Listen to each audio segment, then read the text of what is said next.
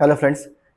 आज आपण आपल्या या व्हिडिओमध्ये 1 जानेवारी ते 11 जानेवारी 2026 या कालावधीमधील करंट अफेअर्सचा पाठ बघूया. तर त्याच्यामधला जो पहिला सेक्शन असणार आहे तो कोणता आहे, तर इंटरनॅशनल लेवल आणि नॅशनल लेवलच्या जे न्यूज आहेत त्या आपण ह्या सेक्शनमध्ये बघणार आहोत. ठीक आहे. तर चला आपण आता आपल्या आपल्या पहिल्या न्यूजकडे येऊया.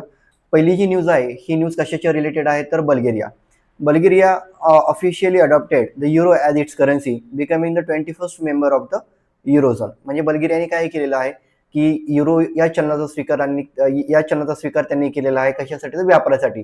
याच्या आधी बल्गेरिया जे चलन वापरत, त्यांचं जे राष्ट्रीय चलन होतं लेव नावाचं, ते आता त्यांनी वापरासाठी आता बंद केलेलं आहे. ते आता त्याचा वापर बंद करून ते आता कशाचा वापर चालू केलेला आहे, त्यांनी ते युरोचा वापर चालू केलेला आहे. त्याच्यामुळे तो जो देश आहे बल्गेरिया, तो आता कशामध्ये समाविष्ट झालेला आहे, तर युरो झोनमध्ये तो काय झालेला आहे, तर त्याच्यामध्ये समाविष्ट झालेला आहे. त्याच्या आधी म्हणजे 2023ला क्रोएशिया या देशाने सुद्धा युरोझोनचं सदस्यत्व पत्करलेलं होतं. म्हणजे तो हा 20वा देश, क्रोएशिया हा 20वा सदस्य देश होता. ओके, चला पुढची न्यूज बघूया. पुढची जी न्यूज आहे ही कशाशी रिलेटेड आहे, तर वंदे भारत स्लीपर ट्रेनच्या रिलेटेड आहे. म्हणजे देशातली पहिली वंदे भारत स्लीपर ट्रेन जी आहे ही कोणत्या 2 स्टेशन दरम्यान चालू होणार आहे, तर कोलकाता ते गुवाहाटी, म्हणजे हावडा कोलकाता ते गुवाहाटी ह्या दरम्यान ही ट्रेन चालू होणार आहे. तसं बघायला गेलं तर वंदे भारत जी चेअर कार जी ट्रेन आहे ती ऑलरेडी आता ऑपरेशनमध्ये आहे. तर ही जी ट्रेन होती चेअर कार, ही ट्रेन पहिल्यांदा 15 फेब्रुवारी 2019ला चालू झाली होती. नवी दिल्ली ते वाराणसी या 2 स्टेशन दरम्यान ही ट्रेन काय झाली होती, तर चालू झाली होती. ह्या ज्या ट्रेन असतात ह्या ट्रेनमध्ये आपलं स्वदेशी बनावटीचं जे कवच नावाचं जे अँटी कोलिजन सिस्टीम आहे. म्हणजे कसं की बाबा अँटी कोलिजन सिस्टीम म्हणजे काय, उद्या सपोज रेल्वेमध्ये काही इश्यूज झाले, म्हणजे त्याचे ब्रेक्समध्ये काही इश्यू झाला किंवा त्याच्या सेफ्टी फीचर्समध्ये काही इश्यू झाला, तर हे जे कवच कोलिजन सिस्टीम जे आहे ते काय करतं की तुरंत म्हणजे पटकन सिग्नल काय करतं की त्या कंट्रोलर रेल्वे कंट्रोलला पाठवतं. तर हे जे अँटी कोलिजन सिस्टीम आहे कवच, ते ह्या वंदे भारतमध्ये काय केलं आहे, ते इन्स्टॉल केलेलं आहे. सध्याचे रेल्वे मिनिस्टर आहेत तर ते कोण आहेत, तर श्री अश्विनी वैष्णव हे काय आहेत, तर सध्याचे रेल्वे मिनिस्टर आहेत. रेल्वे बोर्डाचे चेअरपर्सन कोण आहेत सध्याचे, ते सतीश कुमार हे सध्याचे रेल्वे बोर्डाचे चेअरमन आहेत. त्याच्यानंतर सगळ्यात महत्त्वाचं आपल्यासाठी की देशातली पहिली ट्रेन जी आहे, ओके, म्हणजे नॉर्मल ट्रेन पहिली जी आहे ती 16 एप्रिल 1853, म्हणजे कधी तर आपल्या स्वातंत्र्यपूर्व ब्रिटिशांच्या कालावधीमध्ये ही ट्रेन मुंबई ते ठाणे ह्या दरम्यान काय झाली होती, तर चालू झाली होती. चला आता आपण पुढची न्यूज बघूया. India has invited a top two leader of the European Union to be the chief guest for the 77th Republic Day, January 26, 2026. म्हणजे बघा आपला जो 77वा जो गणतंत्र दिन आहे, ओके, तर हा 2026 जानेवारी 2026ला असणार आहे. आणि त्याच्यासाठी चीफ गेस्ट म्हणून हे दोन जे युरोपियन युनियनचे जे मेंबर आहेत, तर त्यांना काय केलं, ॲज अ चीफ गेस्ट म्हणून त्यांना काय केलं आहे, तर अपॉइंट केलेलं आहे. हे 2 मेंबर कोण आहेत, तर युरोपियन कमिशनच्या प्रेसिडेंट त्यांचं नाव काय, तर उर्सुला वॉन डर लियन, आणि युरोपियन काउन्सिलचे प्रेसिडेंट त्यांचं नाव काय, तर अँटोनिओ कोस्टा. ह्या दोघांना काय केलेलं आहे, तर ॲज अ चीफ गेस्ट म्हणून त्यांना काय केलं, तर त्यांना निमंत्रण देण्यात आलेलं आहे. ह्या वर्षीचा जो 77वा रिपब्लिक डे आहे, तर ह्या वर्षीची थीम काय असणार आहे आपली, तर वंदे मातरम ही थीम असणार आहे. का, तर ह्या वर्षी वंदे मातरमला 150 वर्ष काय झालेले आहेत, तर पूर्ण झालेले आहे. त्याच्यानंतर अजून याच्यामध्ये महत्त्वाचा पाठ बघायचा तर काय, तर युरोपियन युनियन आहे त्याचं हेडक्वार्टर कुठे आहे, तर ब्रुसेल्स बेल्जियम मध्ये त्यांचं हेडक्वार्टर आहे. आपला जो पहिला गणतंत्र दिन म्हणजे कधी 1950चा जेव्हा झाला होता, तर त्यावेळेस मुख्य अतिथी कोण होते, तर सुकार्नो, जे की कोण होते, तर त्यावेळेस जे इंडोनेशिया आहे त्याचे काय होते, तर प्रेसिडेंट होते. सेम 2025ला जो आपला गणतंत्र दिन जो हे झाला होता, सेलिब्रेट केला गेला होता, तर त्यावेळेस सुद्धा जे चीफ गेस्ट होते ते कोण होते, तर ते सुद्धा कोण होते, तर प्रभो सुबिंतो, जे कोण होते, तर प्रेसिडेंट ऑफ इंडोनेशिया होते. ओके, चला वंदे मातरमला आपल्या सर्वांना माहिती आहे की वंदे मातरम हे जे आपलं राष्ट्रीय गीत आहे, तर ते 1875ला बंकिमचंद्र चटर्जींनी काय होतं, ते लिहिलं होतं. तर त्याच्यामुळे त्याला आता 150 वर्ष पूर्ण झाल्यानिमित्त ह्या वर्षीची थीम काय असणार, तर वंदे मातरम हे काय असणार, तर थीम असणार आहे. चलो पुढची न्यूज आपण बघूया. In a significant administrative reorganization, Goa government has formally notified Kushavati as the state's third district. Okay, म्हणजे काय, याच्यामध्ये आपल्याला दिसून येतं की गोवा राज्याने काय केलेले आहे, तर एका नवीन जिल्ह्याची निर्मिती केलेली आहे. त्याचं नाव काय आहे, तर कुशावती. ओके, आणि हा जो जिल्हा आहे तो त्या राज्यातला 3रा जिल्हा असणार आहे. 1 जानेवारी 2026ला त्याची घोषणा करण्यात आली. क्वेपेम हे काय असणार आहे, तर त्या जिल्ह्याचं मुख्यालय असणार आहे. त्या विद्यार्थ्यांना आपल्याला काय करायचं आहे की आपण गोवा राज्याला, तर मग त्याचे आता सध्याचे चीफ मिनिस्टर कोण आहेत, इथले गव्हर्नर कोण आहेत, हे आपण काय करू शकतो की आपण आपल्या सिटी जीके मध्ये आपण बघू शकतो त्याच्यामध्ये. चलो पुढची जी न्यूज आहे ही कशाची रिलेटेड आहे, तर ही आहे कुणाची रिलेटेड, काम्या कार्तिकेयन. ओके, 18 वर्षाची ही मुलगी आहे. तर तिने साऊथ पोल वरती तिने काय, साऊथ पोलला तिने व्हिजिट केलेली आहे किंवा तिथे पाय तिने ठेवलेला आहे. डिसेंबर 27, 2025ला तिने साऊथ पोलला व्हिजिट केली आणि त्याच्यामुळे ती काय झाली, youngest Indian to achieve this milestone. Okay, त्याच्यामुळे साऊथ पोल वरती जाणारी ही सगळ्यात तरुण युवती ती ठरलेली आहे. सगळ्यात महत्वाचं याच्यामध्ये आपल्याला काय बघायचं आहे की she is only one step away the north pole. Okay, आता फक्त तिचा नॉर्थ पोलच वरतीच ती जाण्याची बाकी आहे. ज्यावेळेस ती नॉर्थ पोल वरती जाईल तर त्यावेळेस काय होईल की तिचा एक्सप्लोर ग्रँड स्लॅम तिचं काय होतं, कम्प्लीट होऊन जाईल. म्हणजे थोडक्यात आता आपल्याला हे बघायचं एक्सप्लोरर ग्रँड स्लॅम काय असतं. तर आपल्याला माहिती की आपण टेनिसमध्ये ग्रँड स्लॅम असतात, तसंच हे एक्सप्लोरर म्हणजे जे वेगवेगळ्या प्रकारचे गड वगैरे हे तुमचे शिखर सर करतात किंवा जे भटकंती करतात त्यांच्यासाठी काय असतो, तर हा एक्सप्लोर ग्रँड स्लॅम असतो. त्याच्यामध्ये 7 समिट्स प्लस नॉर्थ आणि साऊथ पोल, म्हणजे जे काय करतात की जे लोक 7 सर्वात उंच शिखर आहेत, 7 खंडातले उंच शिखर प्लस नॉर्थ आणि साऊथ पोल अशा दोन्ही ठिकाणी जातात. तर ह्या सगळ्यांचे म्हणून काय होतं, तर एक्सप्लोर ग्रँड स्लॅम होतो. ओके, आपण बघा 7 समिट्स म्हणजे काय, तर मी खाली दिलेलं आहे बघा की 7 समिट्स मध्ये the highest peak of the 7 continents, म्हणजे जे 7 खंड आहेत तर त्या 7 खंडांमधील सगळ्यात उंच शिखर जे आहेत तर त्यांचा समावेश कशामध्ये होतो, तर ह्या 7 समिट्स मध्ये होतो. ठीक आहे, ते 7 समिट्स प्लस नॉर्थ आणि साऊथ पोल अशा दोन्ही ठिकाणी गेल्यानंतर एक्सप्लोर ग्रँड स्लॅम काय होतो, तर त्याचा पूर्ण होतो. आता ह्याच्यामध्ये अजून एक गोष्ट बघूया, the first Indian to reach South Pole, म्हणजे साऊथ पोल वरती जाणारी पहिला भारतीय कोण होते, तर कर्नल जतिंदर कुमार बजाज हे काय होते, तर पहिले भारतीय होते. आणि पहिली महिला जी साऊथ पोल वरती गेली होती ती कोण होती, तर कॅप्टन हरप्रीत चंडी ही काय होती, तर पहिली महिला होती जी साऊथ पोल वरती गेली होती. चला आता आपण पुढची न्यूज बघूया. DRDO defence and laboratory Jodhpur. Okay, म्हणजे DRDO ची जी जोधपूरची डिफेन्स लॅबोरेटरी आहे त्यांनी एक पोर्टेबल डिव्हाइस त्यांनी बनवलेलं आहे ज्याचं नाव काय आहे, तर स्वदेश आहे. ओके, म्हणजेच काय, स्वदेशचा फुल फॉर्म काय आहे, तर sea water desalination system. Okay, it is design to convert sea water and brackish water into the safe drinking water for soldiers. Okay, म्हणजे ह्या डिव्हाइसचा हा काय, तर पोर्टेबल म्हणजे काय की आपण हा इझिली कुठेही घेऊन जाऊ शकतो. तर अशा प्रकारचा डिव्हाइस त्यांनी बनवलेला आहे. ह्यानी काय होणार आहे, तर हा जो डिव्हाइस आहे त्याच्या मदतीने जे तुमचं खारं पाणी असतं, समुद्राचं पाणी कसं असतं, त्याच्यामध्ये क्षाराचं प्रमाण जास्त असतं, त्याच्यामध्ये पिण्यायोग्य नसतं. तर असं पाणी जे आहे हे पाणी आता पिण्यायोग्य हे उपकरण बनवू शकतं. आणि त्याचा वापर कोणासाठी केला जाणार आहे, तर जे आपले भारतीय सैनिक आहेत तर त्यांच्यासाठी ह्या उपकरणाचा वापर केला जाणार आहे. ओके, पुढची news, the Kalpetta judicial district in Wayanad. Okay, म्हणजे थोडक्यात केरळमध्ये वायनाड येथे कल्पेट्टा जे न्यायिक जिल्हा न्यायालय आहे, ओके, हे भारतातलं पूर्णपणे कागद विरहित जिल्हा न्यायालय प्रणाली बनलं आहे. ओके, म्हणजे थोडक्यात काय की तिथं सगळं म्हणजे खटला दाखल करण्यापासून ते अंतिम निकालापर्यंत सगळ्या ज्या गोष्टी आहेत ह्या सगळ्या गोष्टी ह्या डिजिटल पद्धतीने आता तिथं केल्या जातात. त्याच्यामुळे हे देशातलं पहिलं पेपरलेस काय आहे, तर डिस्ट्रिक्ट कोर्ट बनलेलं आहे. 6 जानेवारी 2026ला त्याची घोषणा करण्यात आली. ओके, चलो आता पुढच्या न्यूजवरती आपण येऊया. The unique identification authority of India UIDAI has introduced an official mascot name Uday. Okay, UIDAI ने काय केलेलं आहे, एक ऑफिशियल मॅस्कॉट लॉन्च केलं आहे ज्याचं नाव काय आहे, तर उदय. ओके, हा उदय म्हणजे त्याला आपण म्हणतो शुभंकर असं म्हणतो, इंग्लिशमध्ये त्याला मास्कट असं म्हटलं जातं. हा लॉन्च कशासाठी केला की बाबा आधार कार्ड जे आहे, आधार कार्ड किंवा UIDAI रिलेटेड ज्या सर्व्हिसेस आहेत तर त्यांची जी तांत्रिक माहिती आहे ही लोकांपर्यंत अधिक सोप्या भाषेमध्ये आणि अधिक रंजक पद्धती म्हणजे एक असं म्हणजे त्यांना बोर होऊ नये अशा पद्धतीने लोकांपर्यंत पोहोचण्यासाठी काय केलं, तर हा उदय नावाचा जो मॅस्कॉट आहे तो त्यांनी लॉन्च केलेला आहे. चलो पुढची न्यूज आहे कशाची रिलेटेड, ही इंडियन आर्मीच्या रिलेटेड आहे. इंडियन आर्मीने एक नवीन वॉरफेअर फोर्स, ओके, एक आधुनिक युद्ध दल त्यांनी तयार केलेला आहे इंडियन आर्मीने, ज्याचं नाव काय आहे, तर भैरव. ओके, ह्या भैरव युद्ध दलामध्ये जवळजवळ 1 लाखाहून अधिक प्रशिक्षित काय असतात, तर ड्रोन ऑपरेटर्स असणार आहेत. आपल्याला माहिती आहे की आता इथून पुढची युद्ध आहेत हे कशावरती लढली जातात, टेक्नॉलॉजी, यांची जास्त प्रगत टेक्नॉलॉजी ते देश काय असणार आहे, तर त्यांना ऍडव्हान्टेज मिळणार आहे त्याच्यामध्ये. त्याच्यामुळे आता भारताने सुद्धा काय केलेलं आहे की जास्तीत जास्त टेक्नॉलॉजीचा वापर चालू केलेला आहे.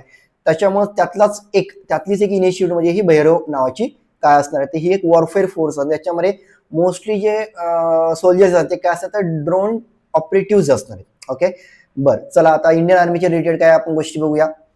सध्याचे चीफ ऑफ आर्मी स्टाफ कोण आहेत तर जनरल उपेंद्र द्विवेदी आहेत. इंडियन आर्मी डे हा कधी सेलिब्रेट केला जातो? 15 जानेवारीच्या दिवशी इंडियन आर्मी डे सेलिब्रेट केला जातो. आणि आपले जे भारतीय सैन्य आहे इंडियन आर्मीचा मोटो काय असतं तर सेवा परमो धर्म, हे काय आहे तर त्यांचा मोटो आहे. Okay, the government of India has announced a Sampann system for accounting, full form लक्षात ठेवायचा, system for accounting and management of pension portal नाव allows pensioner to securely access, store and retrieve official documents any time. म्हणजे थोडक्यात हे portal काय आहे, भारत सरकारने एक संपन्न नावाचं पोर्टल काही लॉन्च केलंय कुणासाठी तर जे पेन्शनर्स आहेत त्यांच्यासाठी, म्हणजे पेन्शन संबंधी त्यांची जी कागदपत्र आहेत ओके ती एकाच ठिकाणी त्यांना जमा करता येतील आणि ते त्यांना कधीही कुठे त्याचा ऍक्सेस घेता येईल. तर त्यासाठी हे पोर्टल काय करणार आहे तर ह्या पेन्शनर्सला सहकार्य करणार आहे, त्यांच्यासाठी हे पोर्टल मदतीचं ठरणार आहे.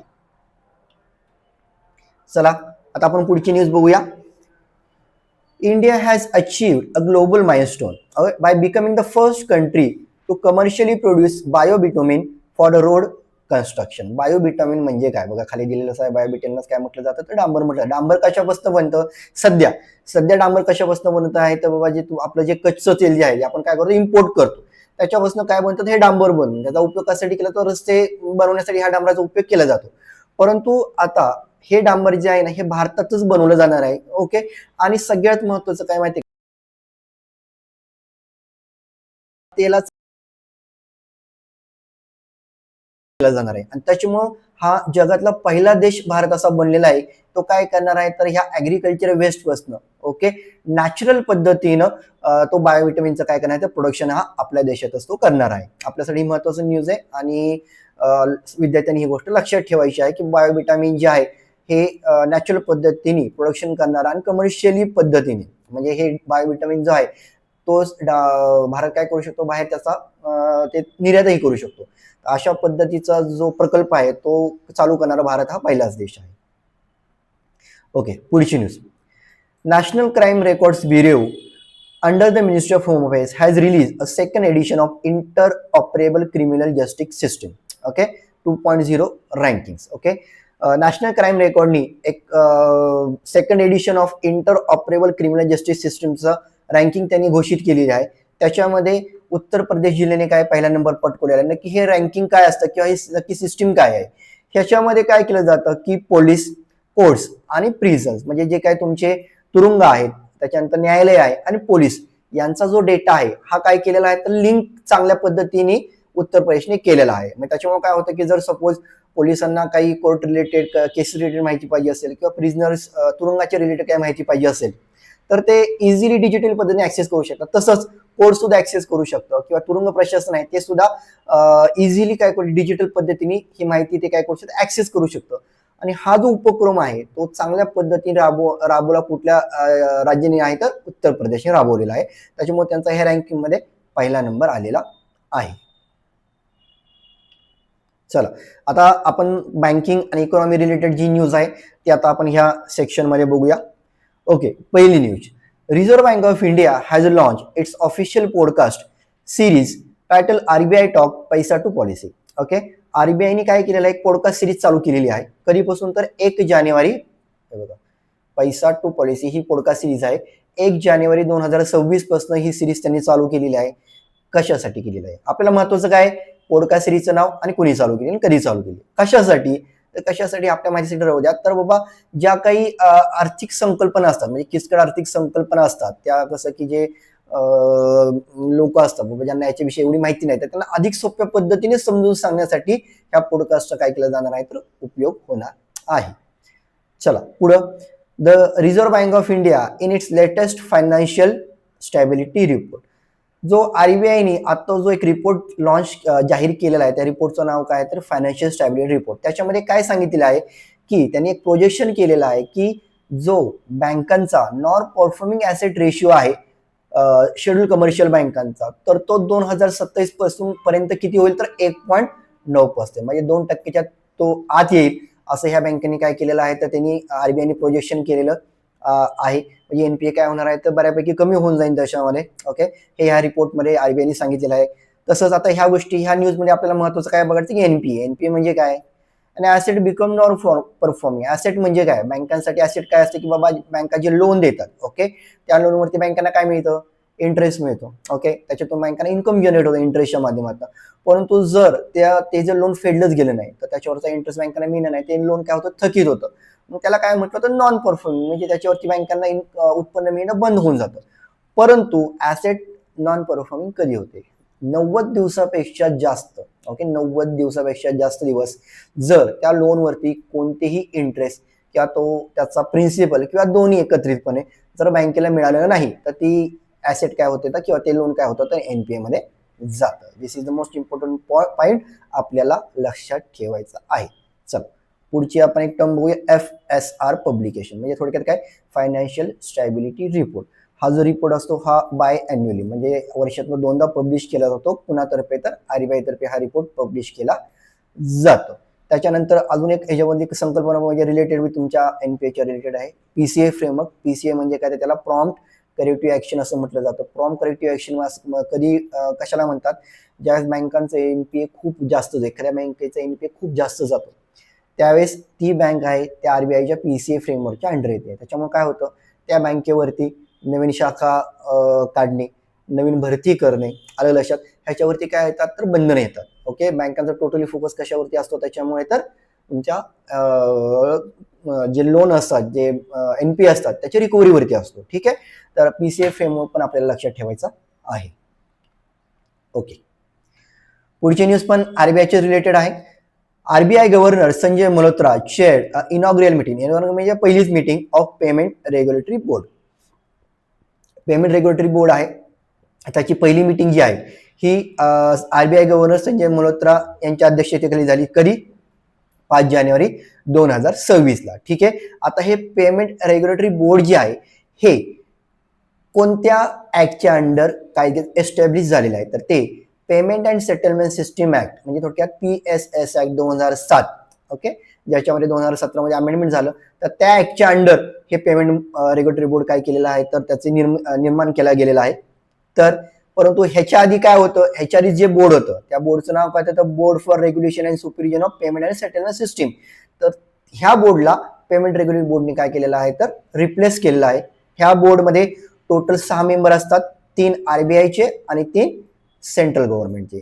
आपण ही गोष्ट आधी ऐकली होती कुठे तर बघा, आपण जे एमपीसी कमिटी असते म्हणजे मॉनिटरी पॉलिसी कमिटी जी असते त्याच्यामध्ये सुद्धा 6 मेंबर असतात, ज्याच्यामध्ये 3 आरबीआयचे असतात आणि 3 कोणाचे असतात तर सेंट्रल गव्हर्नमेंटचे असतात. ठीक आहे, ऍज लाईक एमपीसी कमिटी ह्या पेमेंट रेग्युलेटरी बोर्ड आहेत त्यांचे सुद्धा अध्यक्ष कोण असणार आहे तर आरबीआय गव्हर्नर्स त्याचे अध्यक्ष असतात.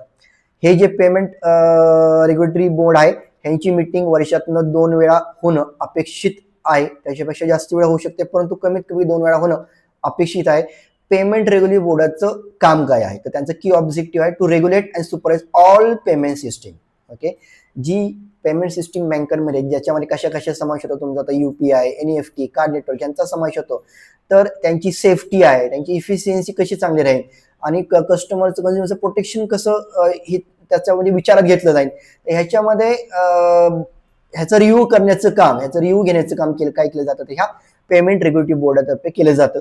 ठीक आहे, आणि ह्याच्यासाठी म्हणजे section 3 of payment settlement act 2007 त्याच्या अंडर काय केलं जातं, हे पेमेंट रेग्युलेटरी बोर्डाचं काय चालतं तर काम चालतं. लक्षात ठेवा, आपल्याला सेक्शन लक्षात ठेवायचं आहे की ऑब्जेक्टिव्ह लक्षात ठेवायचं आहे, वर्षातनं किती वेळा कमीत कमी मीटिंग व्हायला पाहिजे ते लक्षात ठेवायचं आणि टोटल मेंबर किती असतात हे आपल्याला लक्षात ठेवायचं आहे.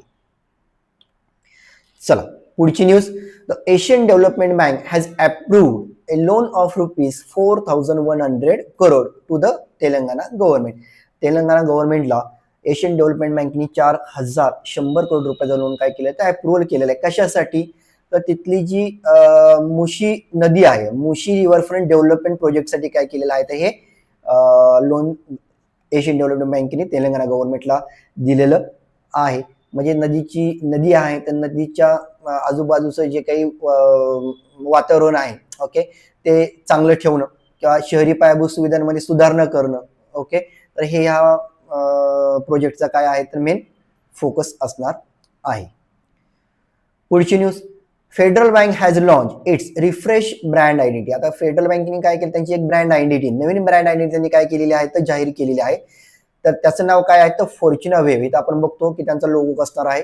ओके, हा फॉर्च्युना वेव्हचा लोगो आहे. ही त्यांची नवीन ब्रँड आयडेंटिटी आहे. ही ब्रँड आयडेंटिटी ज्यावेळेस पब्लिश केली तर ती कुणाच्या उपस्थितीमध्ये पब्लिश केली गेली तर विद्या बालन, ज्या कोण आहेत त्या फेडरल बँकेच्या ब्रँड अँबॅसिडर आहेत. ओके, तर त्यांच्या उपस्थितीमध्ये ही नवीन आयडेंटिटी काय केली गेली तर पब्लिश केली गेली. सध्या फेडरल बँकेचे एमडी सीईओ कोण आहेत तर केव्हीएस मनियन. हे कोण आहेत तर सध्या फेडरल बँकेचे एमडी सीईओ आहेत. ह्या बँकेची स्थापना 23 एप्रिल 1931 रोजी झाली होती. ह्या बँकेचं हेडक्वार्टर कुठं आहे तर अल्लुवा केरळा इथं हे काय तर ह्या बँकेचं हेडक्वार्टर आहे. ओके, परत पुढे आता ही सुद्धा न्यूज आपल्यासाठी महत्वाची आहे, कारण की ह्याच्यामध्ये आरबीआयने काय केलेलं आहे तर एक नवीन चेंजेस केलेले आहेत. कुणाच्या रिलेटेड, तुमचे कॉपरेटिव्ह बँकेमध्ये जे डायरेक्टर असतात तर त्यांच्या रिलेटेड ही न्यूज आहे. तर आता आरबीआयने काय केलं आहे तर 3 इयर्सचा कुलिंग पिरियड काय केलेला आहे तर मॅन्डेटरी केलेला आहे. कुणासाठी तर जे डायरेक्टर ह्या कॉपरेटिव्ह बँकांमध्ये सलग 10 वर्ष काय करतात तर त्या पदावरती आहेत त्यांच्यासाठी 3 वर्षाचा कुलिंग पिरियड, म्हणजे त्यांच्यासाठी 3 वर्षाचा काय असणार आता ब्रेक असणार आहे. म्हणजे सपोज एखादा डायरेक्टर आहे तो 10 वर्ष कंटिन्यू त्या संचालक पदावरती असेल तर त्याच्यानंतर त्याला 3 वर्षाचा ब्रेक घ्यावाच लागेल कंपल्सरी, आणि त्याच्यानंतर तो परत काय करू शकतो त्या बँकेच्या बोर्डवरती येऊ शकतो. ठीक आहे, हे नियम आरबीआयने काय केलेत आता लागू केलेले आहे. चलो पुढची न्यूज आपण बघूया कशाची जी रिलेटेड आहे. तर ही न्यूज आहे रिलेटेड आहे जीडीपी फोरकास्ट. आता हा जीडीपी फोरकास्ट आहे तो कोणी केलेला आहे, नॅशनल स्टॅटिस्टिक ऑफिस. ओके, एनएसओने हा प्रोजेक्ट केलेला आहे. आपल्या देशाचा जो जीडीपीचा जो दर आहे तो 2025 साठी किती राहणार आहे तर 7.4% राहणार आहे. आधी एनएसएनी हे आधी किती प्रोजेक्शन केलं होतं 6.7% केलं होतं, परंतु देशामध्ये असणारी मागणी लक्षात घेता आणि महागाईचा दर वगैरे लक्षात घेता सध्या जीडीपीचा दर हा 7.4% राहील असा अंदाज कोणी वर्तवलेला आहे तर ह्या नॅशनल स्टॅटिस्टिक ऑफिसने वर्तविलेला आहे. चला आता आपण थोडंसं पुढे येऊया. स्पोर्ट्स आणि अवॉर्ड्स रिलेटेड न्यूज आपण ह्या आपल्या सेक्शन मध्ये बघूया. पहिली न्यूज कशाच्या कुठल्या स्पोर्टच्या रिलेटेड आहे तर नॅशनल शूटिंग चॅम्पियनशिप. ओके, ही जी स्पर्धा आहे ही स्पर्धा 1 डिसेंबर ते 5 जानेवारी ह्या कालावधीमध्ये कुठे झाल्या होत्या ह्या स्पर्धा तर नवी दिल्ली आणि भोपाळ. ठीक आहे, म्हणजे पिस्टल आणि शॉटगन इव्हेंट जो आहे हा नवी दिल्ली येथे पार पडला होता, तर रायफल इव्हेंट जो आहे तो भोपाळ येथे पार पडला होता. ठीक आहे, आता ह्याच्यामध्ये आपल्याला की विनर्स बघूया. मनू भाकर जी आहे तर तिने 25 मीटर पिस्टल मध्ये तिला गोल्ड मिळालेला आहे. तर अजय कुमार ह्या खेळाडूला 10 मीटर एअर पिस्टल मध्ये काय मिळालेलं आहे तर गोल्ड मिळालेला आहे. तेच रायफल मध्ये अमरिया अर्शद हरियाणाची खेळाडू आहे, तिने काय केलेलं आहे तर स्त्रियांच्या 10 मीटर एअर रायफल्स मध्ये तिला काय मिळालेलं आहे तर गोल्ड मेडल तिला मिळालेलं आहे. ठीक आहे, चलो पुढची न्यूज. आता ह्याच्यामध्ये पुढचा पार्ट आहे ह्याच्यामध्ये ज्युनियर स्टार ह्या कॅटेगरीमध्ये कर्नाटकचा जो जॉनाथन गॅविन अँटनी जो आहे तर त्याने सब युथ, युथ आणि ज्युनियर अशा तिन्ही प्रकारात त्यांनी काय केलं तर सुवर्ण पदक जिंकलेलं आहे. आणि अशी कामगिरी त्यांनी, अशी दुर्मिळ कामगिरी त्यांनी काय केली तर ह्या कॅटेगरीमध्ये ज्युनियर स्टार ह्या कॅटेगरीमध्ये त्यांनी केलेली आहे. महत्वाचे आपल्याला लक्षात ठेवायचे काय बाबा, पिस्टॉलमध्ये कुणाला गोल्ड मिळालेला आहे, त्याच्यानंतर रायफलमध्ये कुणाला गोल्ड मिळाले, आणि तिन्ही प्रकार म्हणजे सब युथ, युथ आणि ज्युनियर अशा तिन्ही प्रकारामध्ये सुवर्ण पदक कुणी मिळवलेलं आहे हे आपल्याला त्याच्यामध्ये लक्षात ठेवायचं आहे.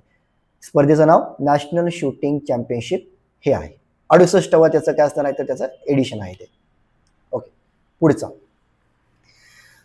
Renowned Bharatanatyam dancer Urmila Satyanarayan was honoured with the prestigious नृत्य कलानिधी अवॉर्ड. ओके, भरतनाट्यम नर्तिका ज्या आहेत उर्मिला सत्यनारायण त्यांना या वर्षीचा नृत्य कलानिधी पुरस्कार त्यांना काय केलेला आहे जाहीर झालेला आहे.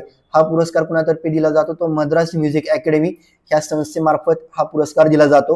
ह्या न्यूज मध्ये लक्ष ठेवण्याच्या गोष्टी अशा आहेत की भरतनाट्यम हा कशाचा प्रकार आहे तर हा क्लासिकल डान्सचा प्रकार आहे. ठीक आहे, आपल्या देशामध्ये सध्या 8 मेजर क्लासिकल डान्सेस आहेत ऍज पर संगीत नाटक अकॅडमी. ह्यांच्यानुसार भारतामध्ये 8 क्लासिकल डान्सेस आहेत. त्यातला पहिला भारतातला सगळ्यात जुना क्लासिकल डान्स भरतनाट्यम तमिळनाडूच्या स्टेटच्या रिलेटेड आहे. कथ्थक उत्तर प्रदेशचा आहे.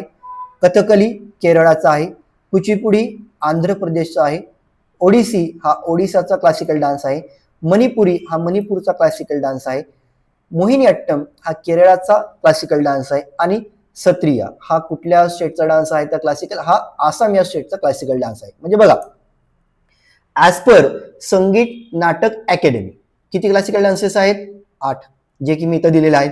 परंतु हेच जर मिनिस्ट्री ऑफ कल्चर त्यांच्या लिस्टनुसार जर बघितलं तर मग किती डान्सेस आहेत क्लासिकल तर 9 म्हणजे कशी काय हे वरचे 8 तर आहेच परंतु मिनिस्ट्री ऑफ कल्चरने अजून एक जो डान्स आहे कोणता तर छाऊ हा डान्स कुठला आहे तर ओडिसाचा त्याला सुद्धा ऍज अ क्लासिकल डान्स म्हणून त्यांनी मान्यता दिलेली आहे. दॅट मीन्स ऍज पर नाटक academy Sangeet Natak academy 8 as per ministry of culture 9 classical dances are there. चलो पुढची news famous shot putter okay Tajinder Pal Singh Toor shot putter म्हणजे काय त्याला आपण म्हणतो गोळा फेक पटू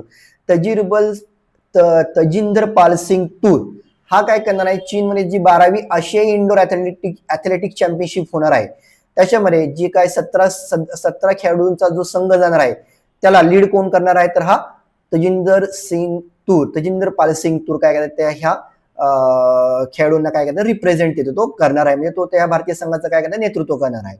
तो सध्याचा ह्या गोळाफेक मधला खेळामधला काय तर विजेता आहे आणि 2 वेळेचा तो काय तर आशिया क्रीडा सुवर्ण पदक तो विजेता आहे.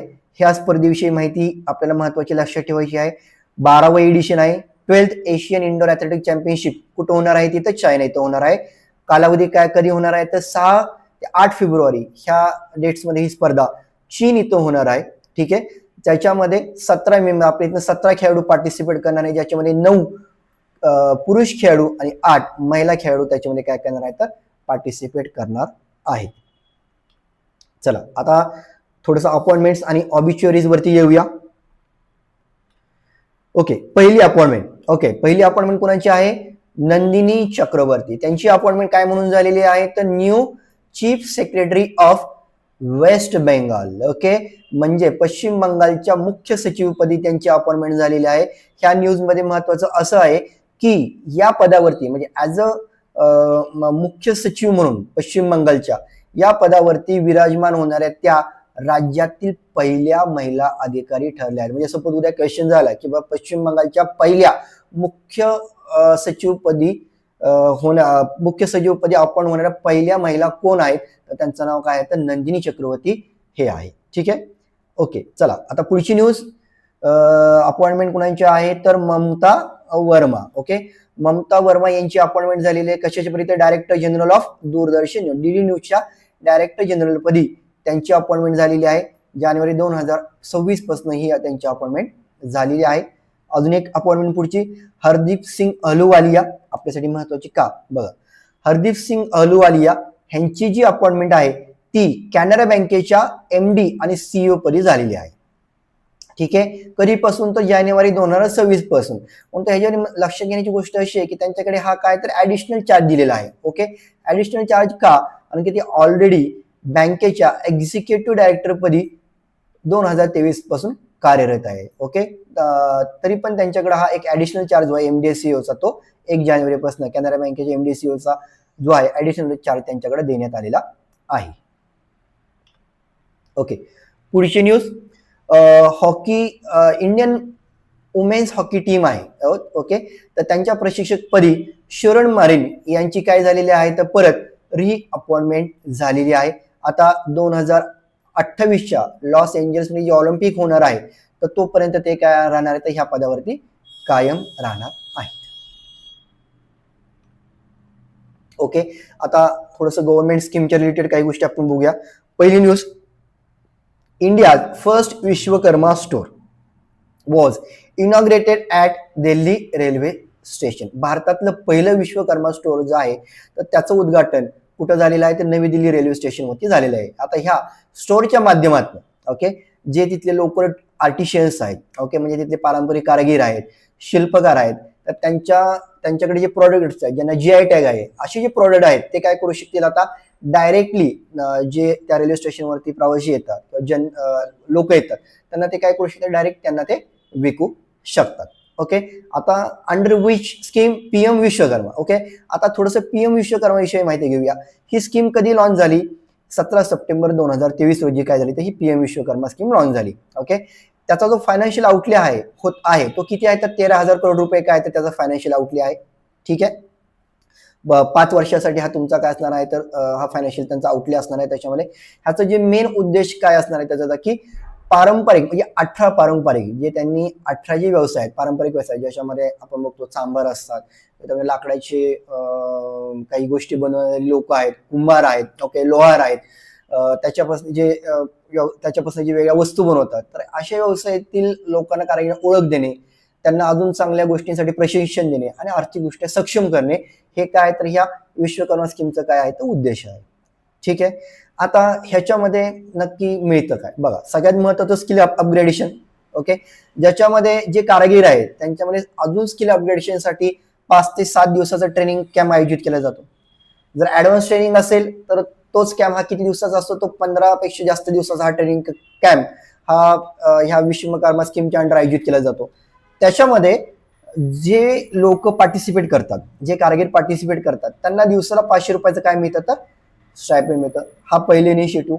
दुसरं, सपोज एखादा कारागीर आहे त्यांना काय करायचं की बाबा नवीन उपकरणं घ्यायची आहेत त्यांच्या व्यवसायाचे आधुनिक उपकरण घ्यायचंय तर त्यांना 15,000 रुपयाचं काय मिळतं तर अनुदान. म्हणजे थोडक्यात ते काय अनुदान कशाच्या स्वरूपात मिळतं तर एक ई वाउचरच्या स्वरूपात ते अनुदान त्यांना मिळतं नवीन उपकरण घेण्यासाठी.